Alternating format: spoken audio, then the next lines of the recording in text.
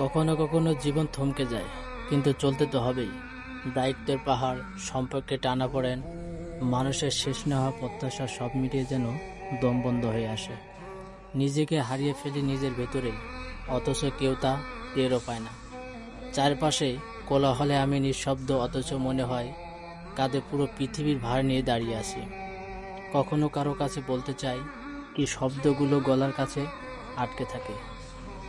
বুকের ভিতরে জমে থাকা ক্লান্তি কেউ দেখে না, শুধু অনুভব করি আমি একাই। কিছু মানুষের পাশে কিছু মানুষের পাশে থাকে, কিন্তু সত্যিকারে বোঝার মতো কেউ থাকে না। নিজেকে সামলাতে হয়, হাসি মুখে থাকতে হয়, কারণ ভেতরে পড়ার সুযোগ নেই। জীবনের দৌড় পিছিয়ে পড়া মানুষের যেন হেরে যায়।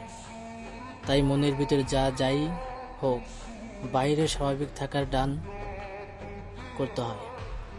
এই ভান, এই লড়াই, এই ক্লান্তি কখনো শেষ হবে না, কেউ জানে না। কখনো মনে হয় সব ফেলে কোথাও হারিয়ে যায়, যেখানে কেউ চেনে না আমাকে। কিন্তু আমি জানি পালিয়ে যাওয়ার সমাধান নয়, তাই আবার নিজেকে গুছিয়ে নিতে হয়।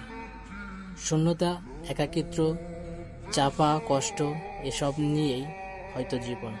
তবু বাঁচতে হয়, কারণ জীবন থেমে থাকে না, অপেক্ষা করে না কারো জন্য।